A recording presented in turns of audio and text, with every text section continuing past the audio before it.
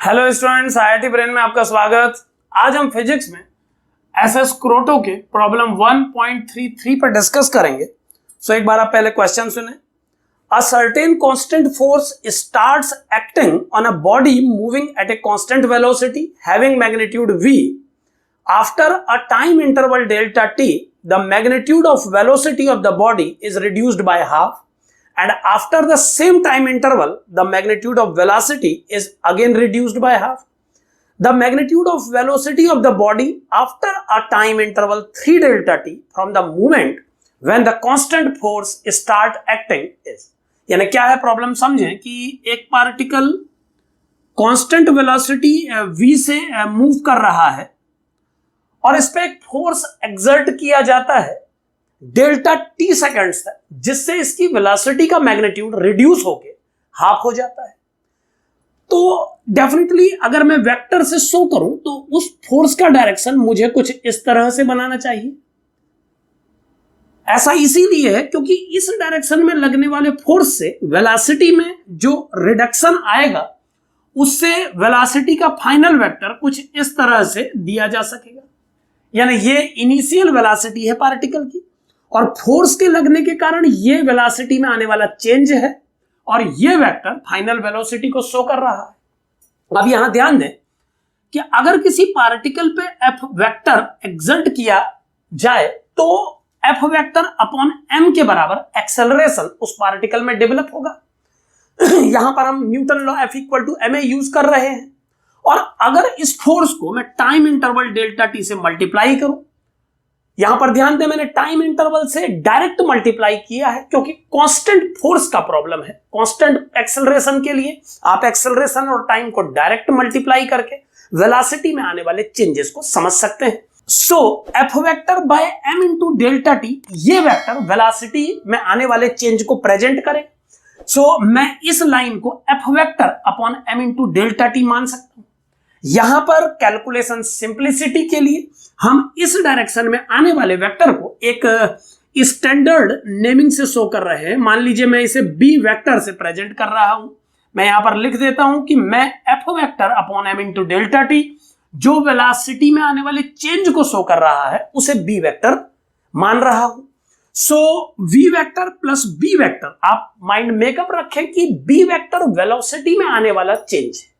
यहां पर आप समझ लें कि F vector by M acceleration है और डेल्टा टी टाइम इंटरवल है, तो एक्सेलरेशन और टाइम इंटरवल को मल्टीप्लाई करके जो आउटकम आएगा वो वेलोसिटी में आने वाला चेंज होगा। So initial velocity plus velocity में change equal to final velocity. मान लेते हैं ये वेलोसिटी v1 है और ये गिवन है, मैं नोट कर देता हूं कि v1 का मैग्नीट्यूड v/2 के बराबर है। अब जब ये फोर्स डेल्टा टी इंटरवल तक और एक्सर्ट होता है तो क्लियरली ये वेलोसिटी में सिमिलर चेंजेस डेवलप करेगा। यहां पर हम समझ सकते हैं कि अगर सेम फोर्स को सेम इंटरवल के लिए एक्सर्ट किया जाए सिमिलर पार्टिकल में तो उतना ही वेलोसिटी चेंज फिर से डेवलप होगा। और अब इस वेलोसिटी चेंज के बाद जो वेलोसिटी की नई वैल्यू आ जाएगी हम उसे v2 वेक्टर मान लेते हैं और ये गिवन है प्रॉब्लम में कि वेलोसिटी एक बार फिर से अपनी पिछली वैल्यू यानी v/2 की हाफ हो गई, यानी इस बार ये वैल्यू अब v/4 तक पहुंच गई है। क्वेश्चन ये पूछ रहा है कि अगर हम सिमिलर फोर्स को सिमिलर इंटरवल डेल्टा टी तक एक बार फिर से अप्लाई करें तो इस तीसरे स्पेल के बाद सिमिलर चेंजेस के बाद ये वेलोसिटी किस वैल्यू तक पहुंच जाएगी। यानी हमें इस वी एफ वेक्टर के मैग्नीट्यूड को इस प्रॉब्लम में कैलकुलेट करना है। तो हमारा टारगेट है वी एफ वेक्टर के मॉड को कैलकुलेट करना। तो समझेंगे हम इस प्रॉब्लम को एक बार पहले भी सॉल्व कर चुके हैं, लेकिन उस समय हमने इसे सॉल्व करने के लिए अपोलोनियस थ्योरम का यूज किया था। अपोलोनियस थ्योरम को यूज करके हमने दो ट्रायंगल्स पे उस थ्योरम को अप्लाई करके मैथमेटिकल कैलकुलेशन से इसे फाइनली कैलकुलेट किया था। आज हम इस क्वेश्चन को, जैसा कि ये नेचर में वेक्टोरियल है, उसी टेक्निक से सॉल्व करेंगे। यानी हम आज इस क्वेश्चन को सॉल्व करने के लिए वेक्टर मेथड यूज करेंगे। तो कैसे ये आगे बढ़ेगा एक बार समझें। इस v वेक्टर में इस b वेक्टर को ऐड करने से v1 वेक्टर आया है, हम इस डायग्राम में देख सकते हैं। मैं यहां पर इक्वेशन लिख रहा हूं, v vector plus b vector equal to v1 vector. और फिर आप देख पा रहे हैं कि अगर v वेक्टर में 2b वेक्टर को जोड़ा जाए तो v2 वेक्टर आ रहा है, यानी दूसरा स्टेटमेंट मुझे मिलेगा v vector plus 2b vector equal to v2 vector. और फाइनली यहां पर आप देख सकते हैं कि v वेक्टर में अगर 3b वेक्टर ऐड किया जाए तो ये बनेगा ये बनेगा vf वेक्टर, ये बनेगा vf वेक्टर। ये तीन इक्वेशंस इन डिफरेंट वेक्टर्स को आपस में कनेक्ट कर रही है। यहां पर मैं इस प्रॉब्लम में केवल ट्रायंगल लॉ लगा रहा हूं वेक्टर से एसोसिएटेड। ये सिंपल प्रॉब्लम है, वेक्टर का सबसे बेसिक कंसेप्ट है triangle law. So this vector plus this vector is this vector. ये वेक्टर में इस वेक्टर को जोड़ने पर ये बनेगा और इस वेक्टर में ये वेक्टर जोड़ेगा तो ये वेक्टर बनेगा। ये तीनों को मैंने स्टेटमेंट फॉर्म में लिख दिया है। अब मुझे इन तीनों स्टेटमेंट से अपने वीएफ का आउटकम कैलकुलेट करना है। मुझे कैलकुलेट करना है कि वीएफ का वैल्यू कितना होना चाहिए। कैसे कैलकुलेट करेंगे वीएफ का वैल्यू, इस बात को समझें कि अगर मैं इस first equation co dot product कर दूं, यानी सेल्फ प्रोडक्ट जिसे कहा जाता है वेक्टर फील्ड में, जिसे हम नॉर्मल अलजेब्रा में स्क्वायर करना कहते हैं, उसे वेक्टर थ्योरी में सेल्फ प्रोडक्ट कहा जाता है। अगर मैं इन सभी इक्वेशंस में सेल्फ प्रोडक्ट मेथड का यूज करूं तो पहली इक्वेशन क्या बनेगी एक बार देखें। पहली इक्वेशन क्या बनेगी एक बार देखें, v vector plus b vector dot v vector plus b vector equal to v1 vector dot v1 vector. और अब अगर मैं इस डॉट प्रोडक्ट को ओपन करूं तो यह बन जाएगा v डॉट v यानी v mod square plus 2v dot b। आप जानते हैं डॉट प्रोडक्ट कॉम्यूटेटिव होता है, तो v डॉट b और b डॉट v दोनों को मैंने v डॉट b कंसिडर करते हुए 2v डॉट b लिखा है। और फाइनल टर्म होगा b मॉड स्क्वायर, क्योंकि b vector dot b vector को b मॉड स्क्वायर होना चाहिए। और इस तरफ ये बनेगा v1 मॉड स्क्वायर जो कि v/2 का होल स्क्वायर होना चाहिए। ये फर्स्ट इक्वेशन कुछ इस तरह से लिखा जा सकता है। ऐसे ही अगर मैं दूसरी इक्वेशन में सेल्फ प्रोडक्ट स्टेप को यूज करूं तो डायरेक्टली इस इक्वेशन की हेल्प से आप जो स्टेटमेंट देंगे वो क्या होगा एक बार आप देखें, मैं लिख रहा हूं। जब आप सेकंड इक्वेशन में डॉट प्रोडक्ट करेंगे तो ये फॉर्मेट बनेगा v plus 2b vector dot v plus 2b vector is equal to v2 vector dot v2 vector.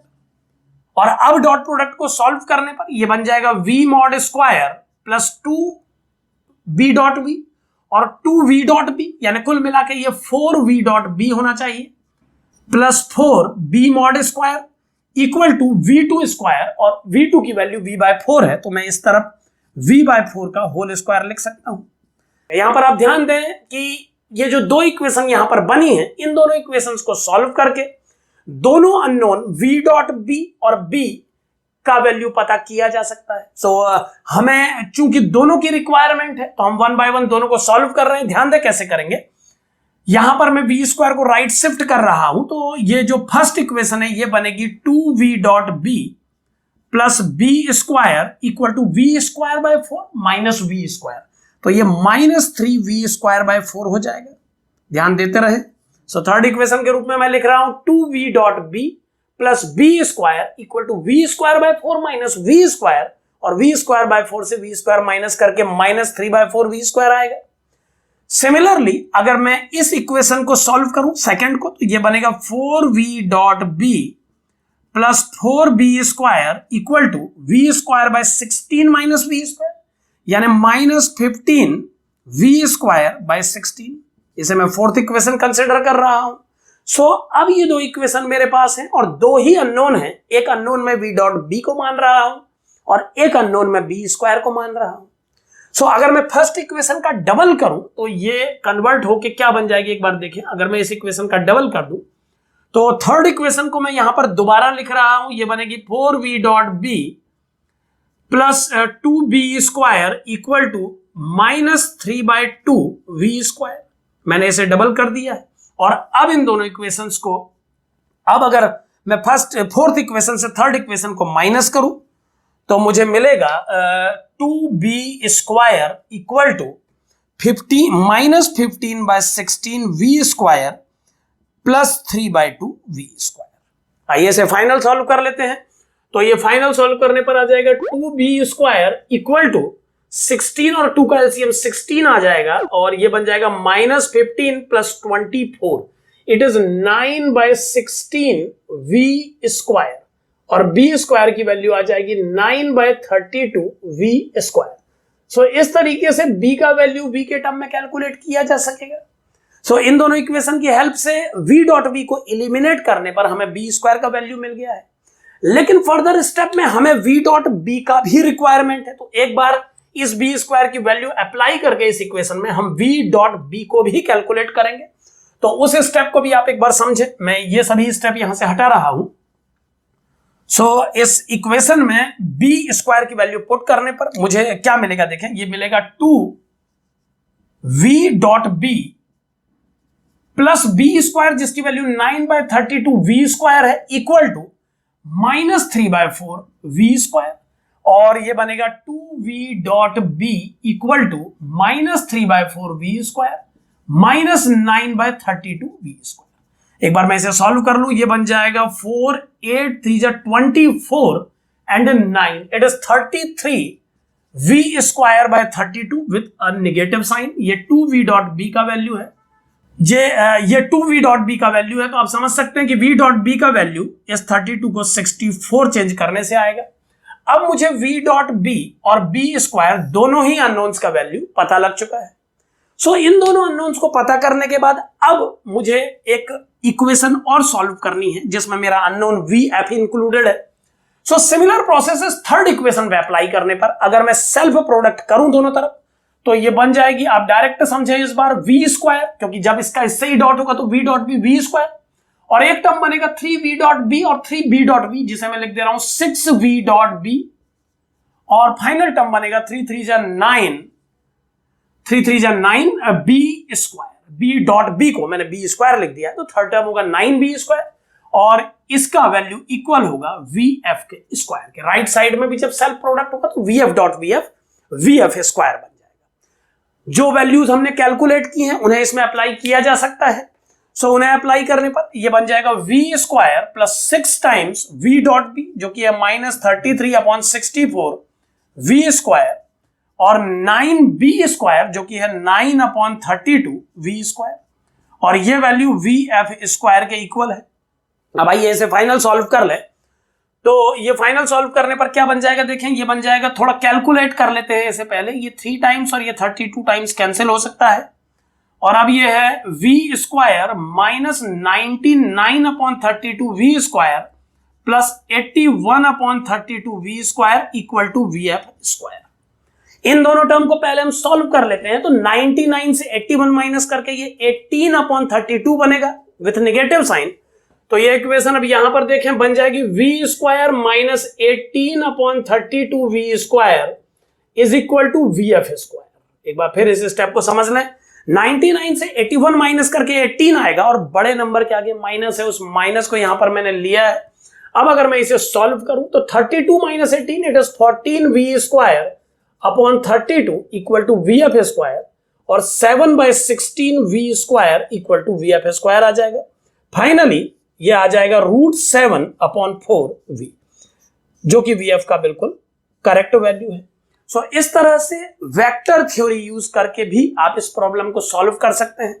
इस प्रॉब्लम को इससे पिछली क्लिप में हमने ट्रायंगल में अपोलिनियस थ्योरम लगा के सॉल्व किया है, और अभी हमने इसे वेक्टर थ्योरी से ट्रायंगल लॉ लगा के और सेल्फ प्रोडक्ट की प्रॉपर्टी को यूज करके सॉल्व किया। तो जिस तरीके से आपको कंफर्टेबल हो आप इस प्रॉब्लम को सॉल्व कर सकते हैं। और इसका फाइनल आउटकम क्या है आप देखें, यह है √7/4v।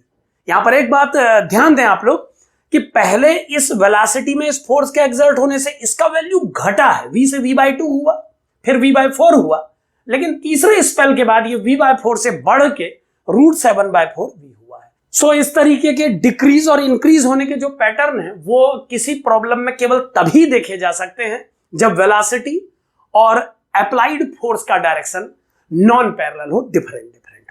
तो इस तरीके से आप इस प्रॉब्लम को वेक्टर थ्योरी से भी सॉल्व कर सकते हैं, और इससे पिछली क्लिप में उसे देख करके आप इसे ट्रायंगल लॉ, अपोलिनियस थ्योरम से सॉल्व करना भी सीख सकते हैं। Thank you.